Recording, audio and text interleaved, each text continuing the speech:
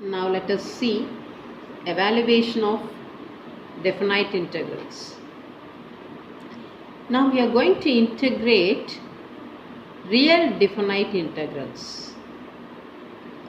Real definite integrals, the concept of linking real definite integrals with the complex integration is an interesting topic. Here we are going to convert real definite integrals into complex integrals, and we are going to use Cauchy's residue theorem to solve this. Okay, here we are going to see three types of real definite integrals. Type 1, which should be of the form integral 0 to 2 pi, and integrand should be a function of cos theta and sin theta. And type 2, integral over minus infinity to plus infinity f of x dx, where f of x will take the form g of x by h of x. Third type will be of the form integral minus infinity to plus infinity g of x by h of x cos ax dx, or else integral minus infinity to plus infinity g of x by h of x sin ax dx. Now let me explain you the method of solving type 1 integral using complex integration. Let me give you a step-by-step procedure. First, whenever your integral belongs to type 1, you take z to be e power minus I theta.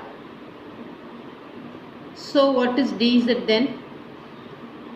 Differentiation of e power I theta is I into e power I theta d theta. E power I theta is z. So dz is I z d theta. So d theta becomes dz by iz. When you take modulus on both sides of this, modulus of e power I theta becomes 1. So this gives me a unit circle modulus of z equal to 1, which is taken to be our closed curve C. And it's a unit circle, so theta varies from 0 to 2 pi. So what's the first substitution? Take z equal to e power I theta and substitute d theta equal to dz by iz, and change a integral over 0 to 2 pi s integral over c. So change integral 0 to 2 pi s integral over c. Instead of d theta, you substitute dz by iz, and the integrand consists of cos theta, sin theta. Cos theta, we know that it is e power I theta plus e power minus I theta by 2. E power I theta is z here. E power minus I theta is z power minus 1. Now bringing this rewriting z power minus 1 as 1 by z and taking LCM, it becomes z square plus 1 by z. So cos theta becomes z square plus 1 by 2z. So you substitute cos theta equal to z square plus 1 by 2z. Similarly for sin theta, e power I theta minus e power minus I theta by 2i, which is nothing but z minus 1 by z by 2i.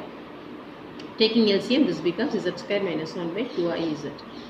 So what you have to keep it in mind is, you have to keep it in mind that z equal to e power I theta, and d theta is dz by iz, and your curve is modulus of z equal to 1, and your cos theta is z square plus 1 by 2z, and sin theta is z square minus 1 by 2iz.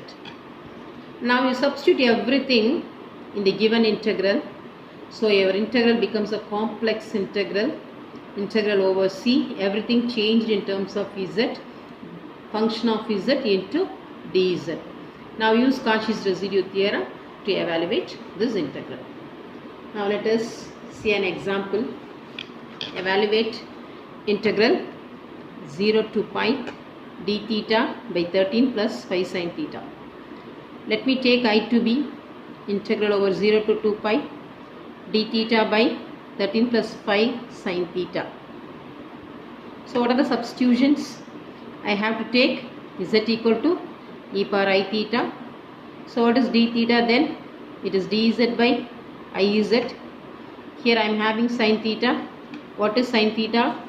Z square minus 1 by 2iz. where C is a unit circle, modulus of Z equal to 1. Now my given integral I becomes integral over C. D theta is rewritten as dz by Iz divided by 13 plus 5 into Z square minus 1 by 2Iz, which is equal to integral over C dz by Iz into, taking LCM, 13 into 2, 26 Iz plus 5 into Z square minus 5 whole divided by 2 Iz. Now this Iz will get cancelled and this 1 by 2 is reciprocated, so that it becomes 2 into dz. So I equal to integral over C 2 dz divided by 5z square plus 26 Iz minus 5. So this becomes 5z square plus 26 Iz minus 5. Now here my f of z, that integrand f of z is 2 by 5z square plus 26 Iz minus 5. Now let me use residue theorem to evaluate this. Let me find the poles. So equating the denominator to 0, I can find the poles. Let me find the poles using formula minus b plus or minus root of b square minus 4ac by 2a. What is b? 26i minus 26i plus or minus root of 26i the whole square minus 4 times a into c, which is minus 5, 2 into 5. So minus 26i plus or minus 26 square into minus 1, minus into minus plus. Now 5 into 5 25, 25 into 4 100. Now whole divided by 10. 26 into 26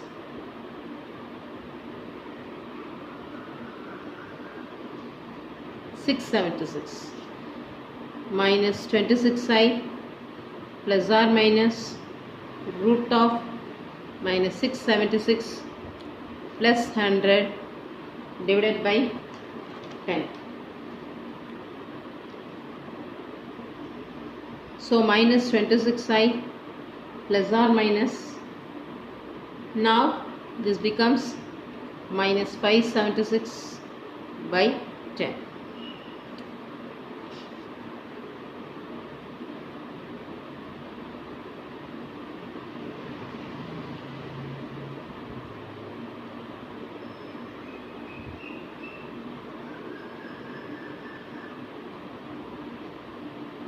So root of minus is I into 576 is 24 square divided by 10. So minus 26i plus or minus 24i divided by 10. So minus 26i plus 24i by 10 or minus 26i minus 24i by 10. This becomes minus 2i by 10, or this one minus 26 minus 24. It becomes minus 50i by 10. So the answer will be minus I comma 5 or minus 5i. Now I have to check which two lies inside the unit circle. Let me take Z1 as minus I by 5 and Z2 as minus 5i. Z1, modulus of Z1 is less than 1. So Z1 lies inside C. Therefore, Z1 equal to minus I by 5 lies inside C. And Z2 equal to minus 5I lies outside C. Therefore, it is necessary to find residue only at the point minus I by 5. So let me find the residue of f of z at the point minus I by 5. Since it is a simple pole, let me write limit z tends to minus I by 5. What are the factors? Or else we will use method 3. Instead of this, let us go with method 3. H of minus I by 5 by k dash of minus I by 5. What is h of z? The numerator term 2 is the h of z. And what is k of z? 5z square plus 26iz minus 5. What is k dash of z? 10z plus 26i. So what is k dash of minus I by 5? 10 into minus I by 5 plus 26i. So minus 2i plus 26i, which is 24i. So h of minus I by 5 is 2. And k dash of minus I by 5 is plus 24i. So it is 1 by 12i.